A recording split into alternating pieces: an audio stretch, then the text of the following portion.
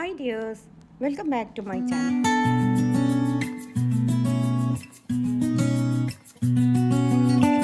വന്നിട്ടുള്ളത് വളരെ എളുപ്പത്തിൽ ഉണ്ടാക്കാൻ പറ്റിയിട്ടുള്ള അതുപോലെ തന്നെ നല്ല സോഫ്റ്റാണ് ടേസ്റ്റി ആയിട്ടുള്ള നല്ല റുമാലി റൊട്ടിയുടെ റെസിപ്പി ആയിട്ടാണ് കേട്ടോ.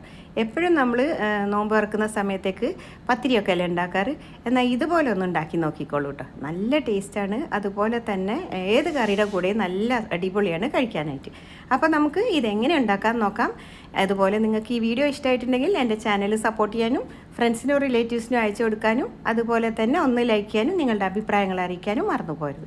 അപ്പോൾ ഞാനിപ്പോൾ അതിനായിട്ട് ഒരു കപ്പ് അളവിൽ മൈദപ്പൊടിയാണ് കേട്ടോ എടുത്തിട്ടുള്ളത്. ഇത് നമുക്ക് ഗോതമ്പ് പൊടി വെച്ചിട്ട് ഉണ്ടാക്കാം, അതുപോലെ മൈദയും ഗോതമ്പും കൂടി മിക്സ് ചെയ്തിട്ടും ഉണ്ടാക്കാം കേട്ടോ.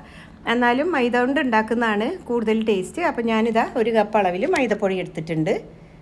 ഇനി അതിലേക്ക് നമുക്ക് ആവശ്യത്തിനുള്ള ഉപ്പ് ചേർത്ത് കൊടുക്കാം. അതുപോലെ തന്നെ ഒരു ടേബിൾ സ്പൂൺ അളവിൽ ഓയിൽ അല്ലെങ്കിൽ വെളിച്ചെണ്ണ, അതല്ലെങ്കിൽ നെയ്യ് ഏതായാലും ചേർത്ത് കൊടുക്കാം കേട്ടോ. ഞാനിപ്പോൾ ഇവിടെ വെളിച്ചെണ്ണയാണ് ചേർത്ത് കൊടുത്തത്.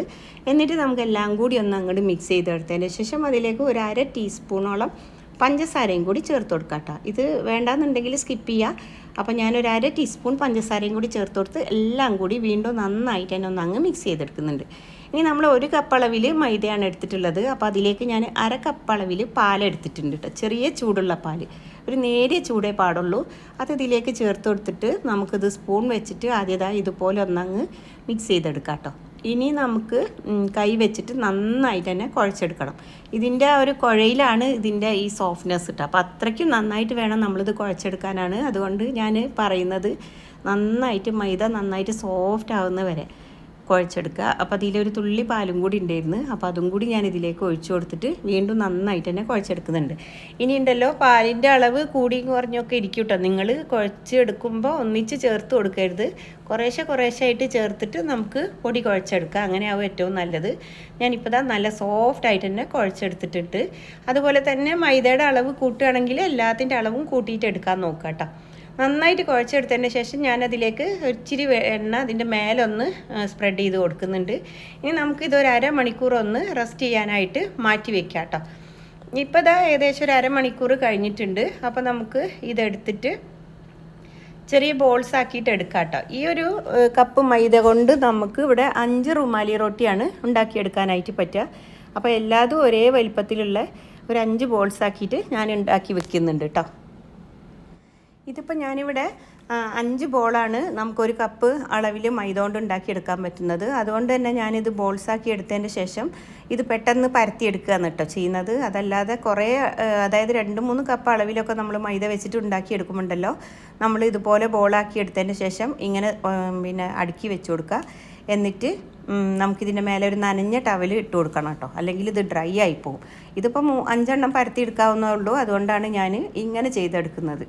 അപ്പോൾ ഇനി നമുക്ക് കുറച്ച് മൈദ തൂവി കൊടുത്തിട്ട് ഈ ഒരു വലുപ്പത്തിൽ ഞാൻ ആദ്യം പരത്തിയെടുക്കുന്നുണ്ട് കേട്ടോ. ഇത്രയും വലുപ്പത്തിൽ പരത്തിയെടുത്തതിന് ശേഷം അടുത്തൊരു ബോളും കൂടി എടുത്തിട്ട് നമുക്ക് ഇതേപോലെ തന്നെ ഇതേ സെയിം വലുപ്പത്തിൽ തന്നെ പരത്തിയെടുക്കാം കേട്ടോ. ഇനി നമുക്ക് ഇതിൻ്റെ മേലുണ്ടല്ലോ ഒന്ന് ഓയിലൊന്ന് ബ്രഷ് ചെയ്ത് കൊടുക്കുക. ഒരിച്ചിരി ഒന്ന് അങ്ങ് ബ്രഷ് ചെയ്ത് കൊടുത്താൽ മതി കേട്ടോ. ഒരുപാട് അങ്ങ് ഇതാക്കണ്ട.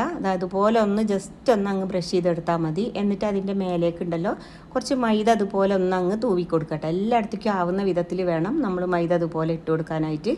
എന്നിട്ട് മറ്റേ ഒരു പത്തിരി എടുത്തിട്ട് ഇതിൻ്റെ മേലെ വെച്ച് കൊടുക്കുക. ഇത് വെച്ച് കൊടുക്കുമ്പോൾ ശ്രദ്ധിക്കേണ്ട കാര്യം എന്താ വെച്ചാൽ ഈ 2 പത്തിരി ഒരേ വലിപ്പത്തിലായിട്ട് വേണം കേട്ടോ. ഒന്ന് വലുതും ഒന്ന് ചെറുതായിട്ട് നിൽക്കരുത്. അപ്പോൾ നമ്മൾ പരത്തിയെടുക്കുമ്പോൾ അത് ശരിയാവില്ല. അതുപോലെ തന്നെ നമുക്കിത് സെപ്പറേറ്റ് ചെയ്തെടുക്കാനും പണിയാവും. അപ്പോൾ അതുപോലെ വെച്ചിട്ട് കറക്റ്റ് അല്ലെങ്കിൽ നമുക്ക് കുറച്ചൊന്ന് അങ്ങ് വലിച്ച് നീട്ടി കറക്റ്റ് ആക്കിയെടുക്കാം. എന്നിട്ട് നമുക്കിത് വീണ്ടും പരത്തിയെടുക്കാം. എത്രയാണോ നിങ്ങൾക്ക് കനം കുറച്ച് പരത്താൻ പറ്റുക അത്രയും കനത്തിൽ കുറഞ്ഞിട്ട് പരത്തിയെടുത്തതിന് ശേഷം നമുക്ക് ഇതുപോലെ പരത്തിയെടുക്കാം. ഇനി ഇതുണ്ടല്ലോ നല്ല ചൂടായിട്ടുള്ള തവയിലേക്ക് അങ്ങ് ഇട്ട് കൊടുക്കുക കേട്ടോ. സൈഡിൽ അതുപോലെ ഇങ്ങനെ ചെറിയ പൊള്ളം വരും. അപ്പം നമുക്ക് ഇതിനൊന്ന് തിരിച്ചിട്ട് കൊടുക്കുക കേട്ടോ. തിരിച്ചിട്ട് കൊടുത്തതിന് ശേഷം വെറുതെ ഒന്ന് ജസ്റ്റ് ഓയിൽ ഒരു ഭാഗത്ത് ഒന്ന് ബ്രഷ് ചെയ്ത് കൊടുക്കുക. ഒരുപാടൊന്നും എടുക്കരുത്. ജസ്റ്റ് ഒന്ന് പരട്ടിയിട്ടുണ്ടോ ചോദിച്ചാൽ പരട്ടിയിട്ടുണ്ട്, അത്രയും മതി. അപ്പോൾ അങ്ങനെ ഒന്ന് തേച്ച് കൊടുത്തതിന് ശേഷം വീണ്ടും നമ്മൾ ഇതിനെ ഒന്നങ്ങ് മറിച്ചിട്ട് കൊടുക്കുക കേട്ടോ. അപ്പോൾ മറിച്ചിട്ട് കൊടുക്കുമ്പോൾ അത് ചെറുതായിട്ട് ഇങ്ങനെ പൊങ്ങി വരാൻ തുടങ്ങും ഓരോ സൈഡിലായിട്ട്. ഇത് ശരിക്കും പറഞ്ഞാൽ ഇത് പത്തിരിയൊക്കെ പൊങ്ങി വരുന്ന പോലെ അല്ല കേട്ടോ. ഇതിൻ്റെ ആ മറ്റേ 2 പത്തിരി വെച്ചിട്ടാണ് നമ്മൾ പരത്തിയെടുത്തത്, 2 റൊട്ടി. അപ്പോൾ ആ ഒരു റൊട്ടി ഇങ്ങനെ പൊങ്ങി വരുന്ന സമയത്ത് നമുക്ക് സെപ്പറേറ്റ് ചെയ്തെടുക്കാൻ പറ്റും. ജസ്റ്റ് ഒന്നിങ്ങനെ ആക്കി കൊടുത്താൽ മതി. എന്നിട്ട് നമ്മൾ തിരിച്ച് വീണ്ടും ഒന്ന് ഇട്ട് കൊടുത്തതിന് ശേഷം നമുക്കിത് ചൂടോടെ തന്നെ എടുത്തു മാറ്റാം.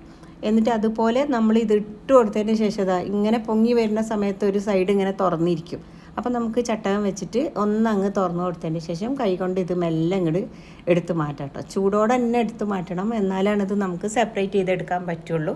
അപ്പോൾ കണ്ട ഇതുപോലെ നമുക്കിത് സെപ്പറേറ്റ് ചെയ്തെടുക്കാൻ പറ്റും. നല്ല സോഫ്റ്റ് ആയിട്ടുള്ള റുമാലി റൊട്ടിയാണ്.